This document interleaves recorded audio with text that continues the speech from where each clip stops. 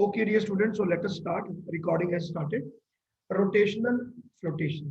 Okay, in flotation हमने देखा था यहाँ पर दो तरह के केसेस बनते हैं।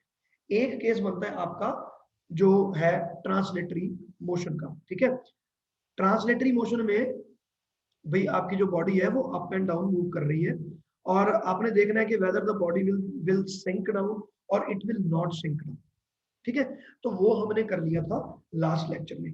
सो that is translational flotation equilibrium. You can call it translational equilibrium in flotation.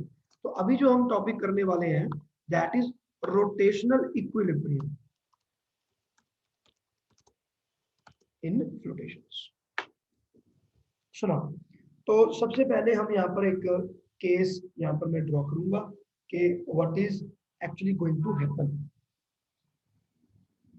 तो मान लिया जाए कि ये है मेरे पास एक वाटर की सरफेस, ठीक है, and there is another that will be the bottom.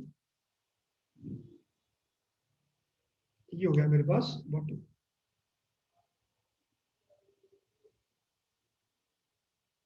ठीक है।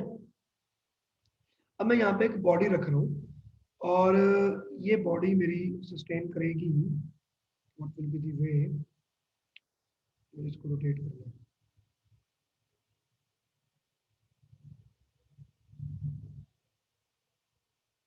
Let us say this is the body, ठीक है। और मैं अब इसको करना चाहता हूँ, ठीक है ना, इसमें हम करेंगे। नाउ द थिंग इज कि इसका मुझे रोटेशनल इक्विलिब्रियम के बारे में बात करनी है कि इसको टॉर्क कहाँ से लग रहा है और ये ऐसे ऐसे जब टेढ़ी मेढ़ी होएगी तो ये वाली जो मोशन है ये कैसे होगा इसका। ट्रांसलेटरी तो देख लिया, अब ये यहाँ पर फ्लोट कर रहा है वो हमें पता चल गया कि इसको पॉइंट फोर्स कितनी लग रही है, v in sigma into g, that is known. But the problem is कि यहाँ पर इसकी इस तरह से रोटेशन हो रही है, ऐसे ऐसे टेढ़ा मेढ़ा हो रहा है, तो उसके बारे में अब हम स्टडी करने वाले हैं, ठीक है। सो फर्स्ट ऑफ ऑल यहाँ पर टॉपिक लिखते हैं that is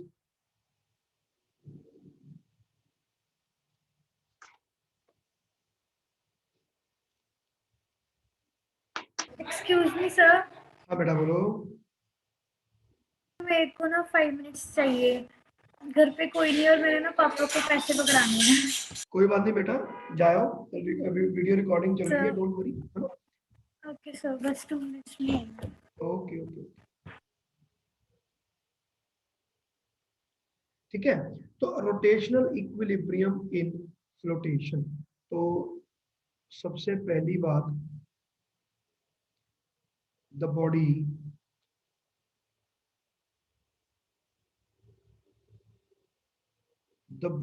is in translatory equilibrium already,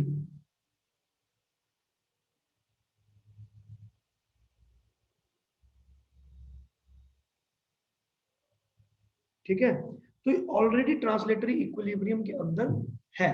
तो अब यहाँ पर क्या है, क्या ट्रांसलेटरी इक्विलिब्रियम मतलब जो इसको पॉइंट फोर्स लगेगी that will be equal to v in into sigma equal to z into z.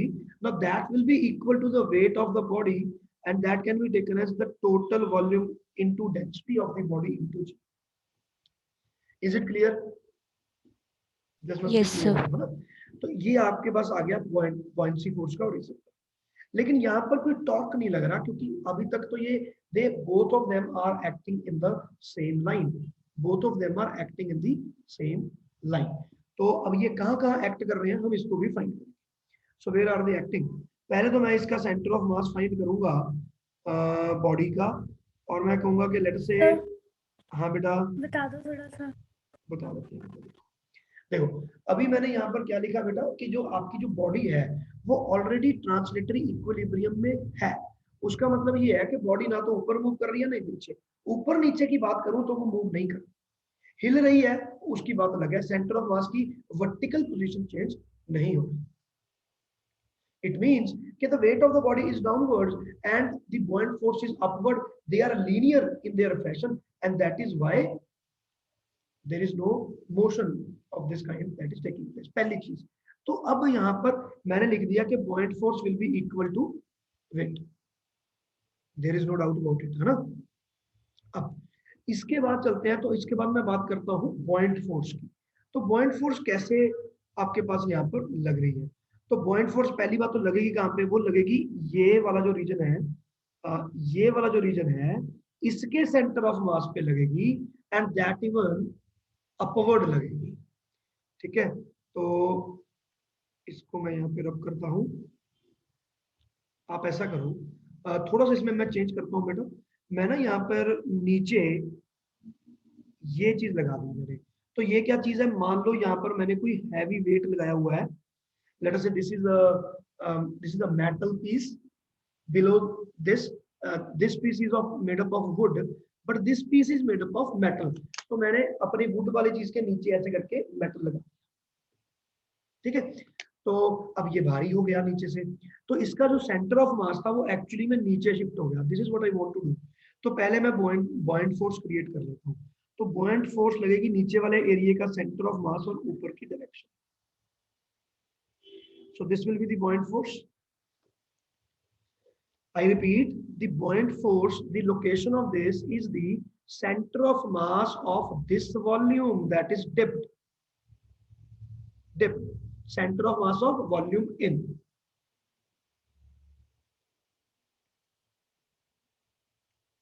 Okay, और अब इसके साथ में मैं करता हूँ वेट। तो वेट जो है इसका, ग्रेविटी, वो इसके सेंटर ऑफ मास में यहाँ आनी चाहिए थी, लेकिन अब ये यहाँ नहीं आएगी क्योंकि मैंने मेटल शीट लगा दी, तो ये नीचे चला गया। तो इसका जो वेट है वो यहाँ पर एक्ट करेगा। तो मैं अपनी तरफ से ही अज्यूम कर लेता हूँ कि वेट जो है वो यहाँ पर।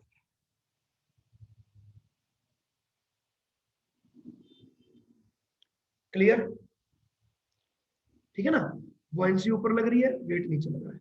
और ये जो मेरे पास लाइन है, सेंटर लाइन, इसको मुझे ड्रॉ करना पड़ेगा। तो I will draw this also, but क्योंकि इसमें हमें कंफ्यूजन होने वाला है वो ना हो, तो आई विल ड्रॉ दिस।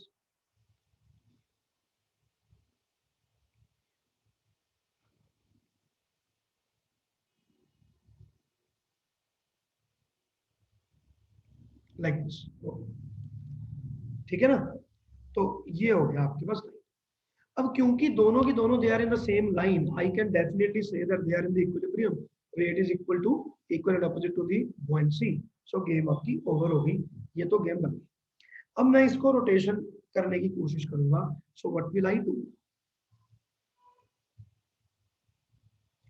अब मैंने इस बॉडी को टेढ़ा कर दिया, और टेढ़ा करने के लिए यहाँ पर कोई भी टूल अवेलेबल नहीं है। तो इसको टेढ़ा कैसे करें? अब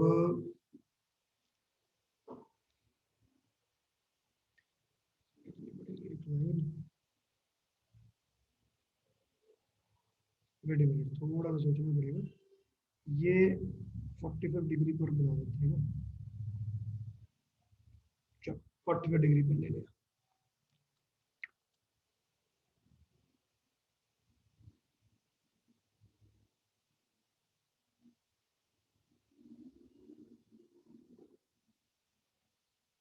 एक्सक्यूज मी सर। बेटा बोलो।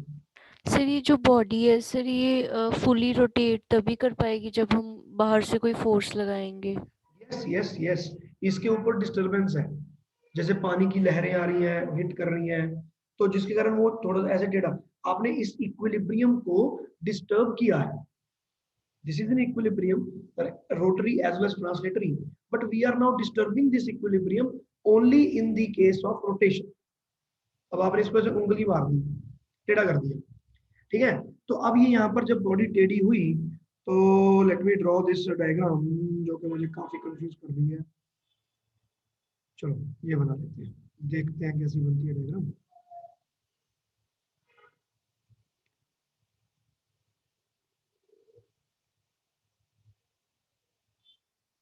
Like this. ठीक है, तो अब आप देखो कि अगर ऐसा हो गया तो क्या होगा। अब जो ये वाला नीचे सेंटर ऑफ मास था, जो मैंने आयरन शीट लगाई थी, वो भी मुझे यहाँ पर लगानी पड़ेगी। तो let us have this iron sheet also, वो भी मैंने लगा दी। ठीक है, अब देखो सेम बॉडी है, मैंने ऐसे करके टेढ़ा किया, साइज सेम है, आपने यही मान के चलना है। ठीक है ना, डायग्राम जैसा मर्जी हो। तो अब यहाँ पर जो सेंटर ऑफ मास है वो तो चेंज होगा नहीं, सेंटर ऑफ मास तो यहीं पर ही रहेगा। तो सेंटर ऑफ मास अगर मैं पूछूं कि वेट कहाँ लग रहा है तो आपको कहोगे सर वेट तो यहीं लगेगा, इसमें तो कोई और दो राय है ही नहीं, ये रहा वेट। Is it okay?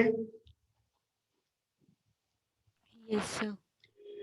अब बुओयंसी का क्या प्रॉब्लम है यहाँ पर, ये जो बुओयंसी है वो तो it is the centre of mass of the volume inside, तो यहाँ पर तो बड़े इजीली आपने फाइंड कर लिया, लेकिन यहाँ पर अगर मैं सेंटर ऑफ मास फाइंड करने की कोशिश करूंगा तो कैसे करेंगे? कर ही नहीं पाएंगे। तो आप सोचो कि इसका इतना इतना वाटर जो है ना, ये वाला वाटर जो है वो इंक्रीज हुआ है। अगर मैं यहाँ पर एक लाइन ऐसे बना दूं, लेट अस से ये लाइन मैंने बना दी ऐसे, तो अब आप सोच के देखो कि इस बॉडी को अगर मैं इससे कंपेयर करूं तो आई कैन वेरी वेल से कि दिस मच पार्ट में से पानी निकल कर इस वाले पार्ट में पानी आ गया, मतलब इस हिस्से से पानी निकला और इस वाले हिस्से में पानी चला गया। हाँ भी बेटा जी, is it clear? Yes sir. इसका मतलब ये जो बुओयंसी है ये शिफ्ट होकर इस साइड जाने की कोशिश करेगा, क्योंकि अब वहां पर पानी ज्यादा हो गया तो buoyancy will move in this side. तो ये जो यहाँ पर बुओयंसी आ रही थी वो इस तरफ से मूव करने की तरफ जाएगी, वो थोड़ा टेढ़ा हो जाएगा। Is this point clear? Yes sir. है ना? तो अब मान लेते हैं हम एक नया पॉइंट, लेट से पॉइंट फोर्स जो अब लग रही है वो यहाँ लग रही है, लाइक दिस। ये वह है आपका नया बुओयंसी पॉइंट। ठीक है, तो ये आपका नया बुओयंसी पॉइंट है, वैसे तो थोड़ा सा नीचे होगा, ठीक है, बट मैं इस तरह से बना रहा हूँ ताकि आपको आगे समझाने में आसान हो। यहाँ से बना दूं, चलो।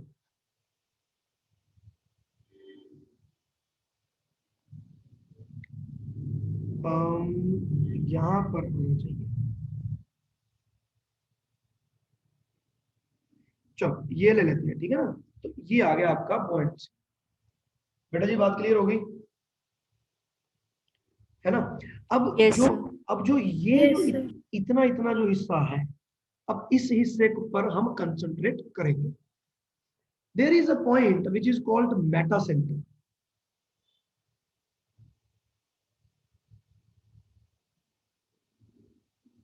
No, what is this metacentre? तो हम कहेंगे metacentre it is the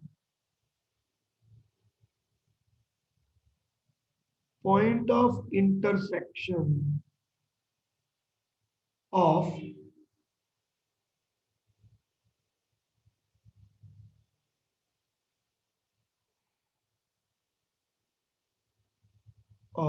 the line of action of buoyancy, ठीक है, and the centroidal axis। तो सेंट्रोइडल एक्सिस यहाँ पर तो वर्टिकल है, इस केस में इट इज नॉट वर्टिकल, तो ये रही आपकी सेंट्रोइडल एक्सिस। और हम चाहते हैं कि जो मेरा बुओयंसी पॉइंट ऊपर की तरफ जा रहा है, it is now hitting at some certain point. ये वाले पॉइंट को हमने एक नया नाम दे दिया, हमने बोल दिया कि this name is metacentre, so this point is now called as M. बेटा बात क्लियर होगी है ना? सर जो buoyancy है सर वो इस पॉइंट के थ्रू जाएगी? yes, the buoyancy is moving up, buoyancy will always be upward ना। तो जब वो इस टेढ़ी लाइन को जब काटती हुई जाएगी, तो यहां से जब कटिंग करता हुआ जाएगा ना पॉइंट, तो this point will be called Meta centre. Okay, ठीक है। तो अब मैं जब इसकी फ्री बॉडी डायग्राम बनाऊंगा बेटा, तो आप ये देखो कि एक ये वाला सेंटर लेना पड़ेगा, एक ये वाला सेंटर लेना पड़ेगा, और ये एक मेरे पास सेंट्रल पॉइंट होगा। सो अब मैं इसी डायग्राम को थोड़ा किसी और रूप में बना रहा हूँ, बड़ा करके बना रहा हूँ, तो इस चीज को आपने ध्यान में देना। अब देखो, अब मेरे पास ये हो गई आपकी, तो आप मान लो कि जो वेट है वो आपका वेट यहाँ पर एक्ट कर रहा है, लेट से यहाँ पर एक्ट कर रहा है वेट mg, लाइक दिस। और जो ये हो गया आपका, ये हो गया ऐसे, ठीक है। अब ये mg पॉइंट है, अब ये जो यहाँ पर वेट हो गया mg, लेकिन अब इसको बुओयंसी कहाँ से लग रही है, वेट अ मिनट, ये मैंने बुओयंसी कहाँ पे एक्ट कर रही है, बुओयंसी एक्ट कर रही है इसके थोड़ी सी इधर, और it is acting like this. तो बुओयंसी को अगर मैं एक्सटेंड करूं तो ये ऐसे ऊपर की तरफ जाएगा, और ये वाले पॉइंट को मैंने नाम दे दिया मेटा सेंटर। बेटा ये बात क्लियर होगी कि नहीं? Yes sir. है ना? Yes sir. यहां से ये ऊपर की तरफ गया, and I am naming it as T. So ये जो पॉइंट आ गया वो आपका हो गया मेटा सेंटर। अब मैं इस फ्री बॉडी डायग्राम को अगर मैं देखूं तो मैं ये देख सकता हूं कि भाई ये वाली जो फोर्स है वो इसके ऊपर यहाँ से मूव करती जा रही है, ठीक है। लेकिन ये जो फोर्स है ये इसको नीचे की तरफ खींच रहा है। बॉडी जब भी पानी में रोटेट करती है ना, ऐसे ऑसिलेट करती है, तो it is seen that it oscillates about metacentre. तो when the body is disturbed, ठीक है, when the body is disturbed, the body will start rotating. No, we can't say rotating, oscillating.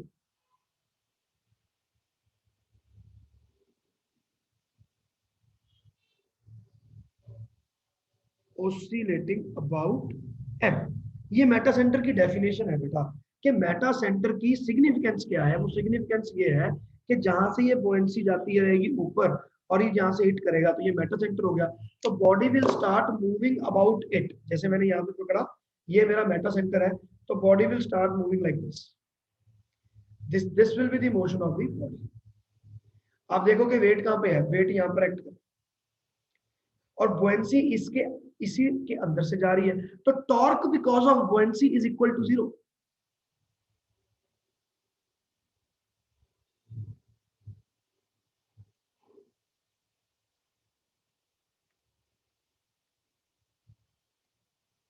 And torque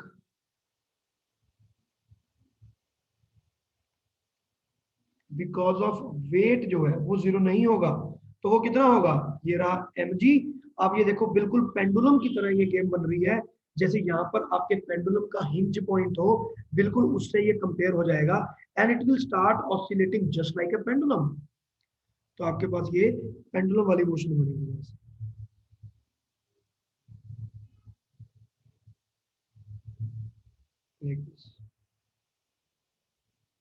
मेरी बात समझे बेटा?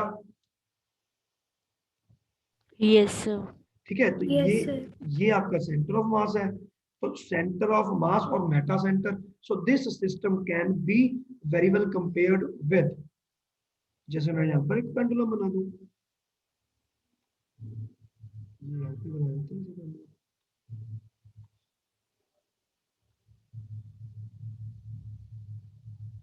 the weight is mg, यहाँ से। तो ये जो आपके पास बन गया पेंडुलम, तो बिल्कुल इसके कंपैरेबल बन गया। और इस डायग्राम को अब आपने यहां पर इमेजिन करना है बेटा, यहां पर इमेजिन करके देखो। Are you able to understand this और not? Can you see it, can you imagine it, how this body will rotate? This body will rotate about this point. आप सोच के देखो कि ऐसे ऐसे करके रोटेट करेगा ये body.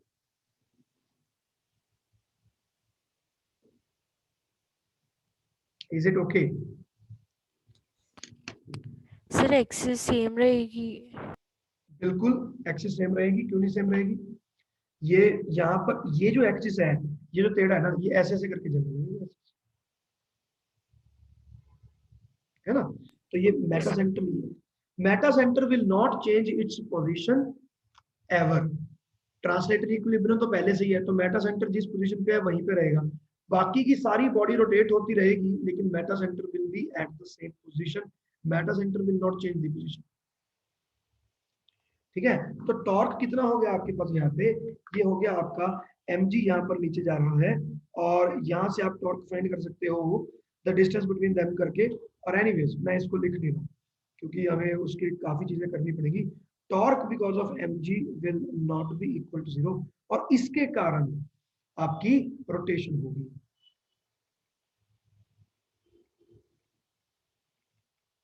Because of this torque the body will oscillate about m। ये सबसे ज्यादा इंपॉर्टेंट चीज है, about m, about Meta centre.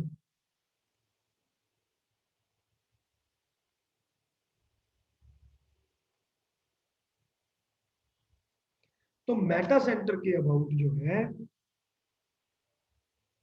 मतलब जो नीचे वाला हिस्सा है सर वही मतलब ऑसिलेट करेगा। yes, but this is the center of mass of a body, so complete body will oscillate। तो हमने तो सेंटर ऑफ मास की पिक्चर में हम इसको समझने की कोशिश कर रहे हैं ना कि भाई सेंटर ऑफ मास का बताओ, तो आपने बोला सेंटर ऑफ मास को तो आप एक ऐसे पॉइंट मास मान लो, तो आप you can replace this body with a very small pendulum जो कि m से शुरू होकर यहाँ तक जाएगा। इतनी छोटी सी लेंथ होगी इसकी पेंडुलम की, ठीक है ना, इसको आप लिख लो g।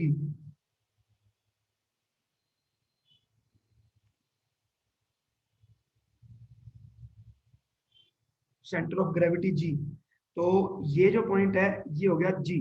तो आपके पास ये जो डिस्टेंस है mg है, आप देखो कि यहाँ पर mg क्या आ रहा है, ये आ गया mg, है ना। तो ये जो छोटा सा mg है, that is the length of the pendulum, ये यहाँ पर लेंथ ऑफ द पेंडुलम बनेगा। और यहाँ से आप देख सकते हो, अब मैं आपको थोड़ा एसएचएम की तरफ लेकर जा रहा हूँ। Time period of the SHM is given by 2 pi root of L by g. तो ये हम बाद में डिराइव करेंगे ऑसिलेशन चैप्टर में, डोंट वरी अबाउट दैट। तो ये आ गया 2 pi root of L by g, और जहां पर ये एल है वो क्या है, वो ये वाला है, it is this distance, it is this distance mg, it is this distance। बेटा जी बात क्लियर हो गई, देखो। Yes sir. तो अब आपका सेंटर ऑफ मास तो ऐसे चलेगा पेंडुलम की तरह। अब इस सेंटर ऑफ मास के ऊपर कितनी बड़ी बॉडी है वो फर्क नहीं पड़ता, इतनी बड़ी है, इतनी बड़ी है, इधर खड़ी है, उधर खड़ी है, ये ऐसे मूव करेगा भाई। अगर बहुत ज्यादा लंबी है तो ये ऐसे करके मूव करने लगेगा, जैसे वो घड़ियां नहीं देखी आपने, बड़ी बड़ी क्लॉक्स होती हैं जिसका इतना बड़ा सारा वो पेंडुलम सा लगा होता है उसमें, और वो ऐसे ऐसे करके पेंडुलम चल रहा होता है। Have you seen those? Yes है ना, दोज आर द थिंग्स। तो ये है आपके पास रोटेशनल इक्विलिब्रियम, छोटा सा टॉपिक था। आई बिलीव ये आपको सारा कुछ समझ में आ गया होगा। बेटा एक बार दोबारा देख लो, कोई डाउट है तो मुझे बता दो। बिस्मित बेटा आप भी बताओ, उसके बाद हम इसकी थोड़ी चीजें करेंगे। 15 minutes will be passed in that, तो आपका सारा काम हम खत्म कर देंगे। You have to join it again.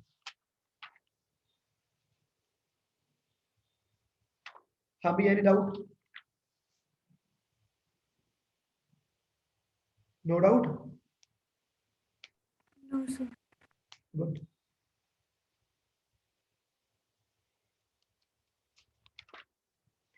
Well well well, इसमें तो कोई टेक्निकल पार्ट भी नहीं है, कोई भी हमें थ्योरी यहाँ पर बताने की जरूरत नहीं है। So with this we have completed this topic.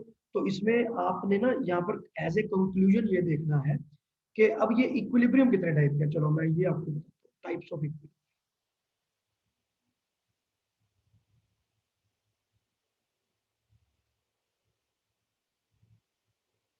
तो टाइप्स ऑफ इक्विलिब्रियम तो मैं आपको पहले भी बहुत बार बता चुका हूँ, स्टेबल इक्विलिब्रियम, अनस्टेबल इक्विलिब्रियम और न्यूट्रल इक्विलिब्रियम। उनके बारे में तो कॉन्सेप्ट क्लियर है,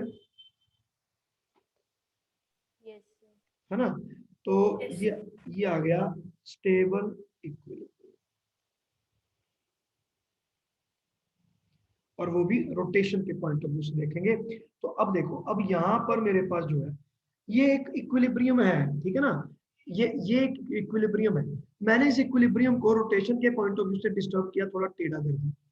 ये थोड़ा टेढ़ा हुआ, लेकिन उसके बाद इसने फिर से ऐसे ऐसे ऐसे ऐसे करते अपनी पोजीशन फिर से अटेन कर ली। मैंने फिर से टेढ़ा कर दिया, फिर ये ऐसे ऐसे हिल के फिर से उसी पोजीशन में चला गया। It means this is equilibrium, and हमारे पास यहाँ पर स्टेबल इक्विलिब्रियम की कंडीशन क्या आएगी। स्टेबल इक्विलिब्रियम की कंडीशन है कि अगर आपके पास ये मेटल का पीस नीचे लगा हुआ है अगर ये सेंटर ऑफ ग्रेविटी नीचे है, under that case it will not topple. जैसे यहाँ पर ये सेंटर ऑफ ग्रेविटी यहाँ है और मेटा सेंटर ऊपर आ रहा है, तो आपको ये देखना पड़ेगा कि आपका जो सेंटर ऑफ ग्रेविटी है वो मेटा सेंटर के हिसाब से ऊपर है कि नीचे है। अगर ग्रेविटी मेटा सेंटर से नीचे है तो it is a stable equilibrium, कि पेंडुलम ऐसे करके घूमेगा। अगर मैं इस चीज को ऊपर ले जाऊंगा तो ऑब्वियसली मैं यहाँ से थोड़ा सा टेढ़ा करूंगा तो ये ऐसे करके नीचे गिर जाएगा, जैसे कि ये पेन। अब मैंने इसको हिंज दिए हुए नीचे से, अगर मैं इसको थोड़ा सा टेढ़ा करूंगा it will never come back again. लेकिन अगर ये है, मैं इसको ऐसे टेढ़ा कर दूं तो it will be achieving the same position once again. So this is a stable equilibrium. But यहाँ पर भी मैंने इक्विलिब्रियम तो मेंटेन कर लिया, but this will be unstable equilibrium. तो आपकी यहाँ पर कंडीशन बनेगी स्टेबल इक्विलिब्रियम की, that if centre of gravity is below the meta center,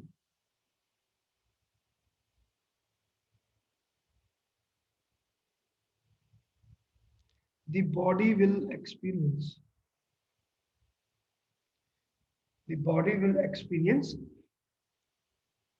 stable equilibrium।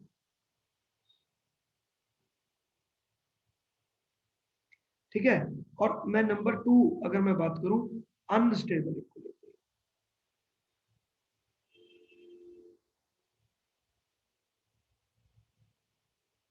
तो यहां पर क्या हो जाएगा कि if the centre of gravity is above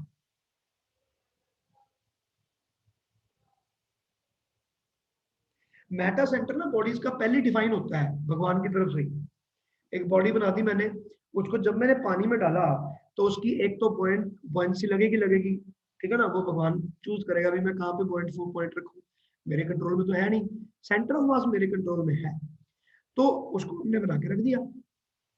तो मेटा सेंटर आपका पहले से डिफाइन होता है, जब आपने इस बॉडी को पानी में रखा मेटा सेंटर उसका फिट हो गया। तो ट्रांसलेटरी इक्विलिब्रियम को अगर मैं आगे पीछे वाले इक्विलिब्रियम को निग्लेक्ट कर दूं तो आपका Meta centre does not move.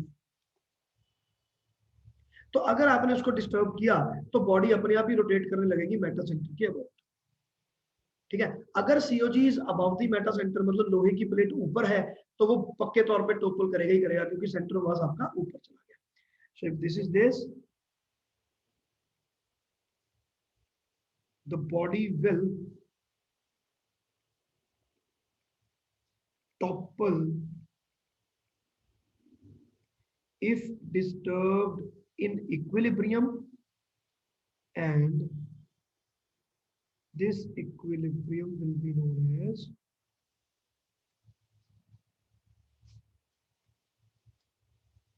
बेटा डाउट कोई? सर सेंटर ऑफ ग्रेविटी का मतलब यही हुआ कि हमने अगर मेटल की प्लेट ऊपर रख दी मेटा सेंटर्स के ऊपर। यस, अगर आपने यहाँ पर मैंने ये प्लेट नीचे रखी, अगर यही प्लेट ऊपर होती तो क्या होता, बुयांसी तो यहीं पे आनी थी, टेढ़ी करते तो भी बुयांसी यहीं पे आनी थी, we can't control it. Metacentre body का यहीं बनना था, वी डोंट कंट्रोल इट। लेकिन ये जो सेंटर ऑफ ग्रेविटी है ये शिफ्ट करके ऊपर चला जाता, तो यहां से जब ये नीचे को फोर्स लगती तो आप सोच के देखोगे किस तरह का डायग्राम बनता। ये मेरे पास हिंज होता और इसको ऐसे करके रखा होता मैंने, ऐसे टेढ़ा, थोड़ा सा भी अगर मैं डिस्टर्ब किया तो ये नीचे गिरता है कि नहीं? Okay sir. है ना। रिजिड बॉडी है, आप ये पेन का एग्जांपल आपके लिए परफेक्ट रहेगा रिजिड बॉडी के लिए। तो अगर ये है तो ये स्टेबल इक्विलिब्रियम है, लेकिन अगर इसका यहाँ पर मैं ऊपर बना दूं ऐसे, थोड़ा सा डिस्टर्ब किया नहीं कि इट विल टॉपल डाउन, तो ऐसे ऐसे ऐसे हो जाएगा। ओके, सो ये आपका कॉन्सेप्ट क्लियर हो गया बेटा। सो न्यूट्रल इक्विलिब्रियम यहाँ पर कुछ होता नहीं है। So with this we have completed this topic, and that is our stipulated time. Only 1 minute, less than 1 minute is left. It can switch off any time. तो बेटा कल की क्लास आपकी होगी हमारे YouTube पे, ठीक है? तो उसका मैं आपको लिंक भेज दूंगा। Anything else? No sir. चलो ठीक है जी, all the best, bye. Thank you sir. Thank you sir.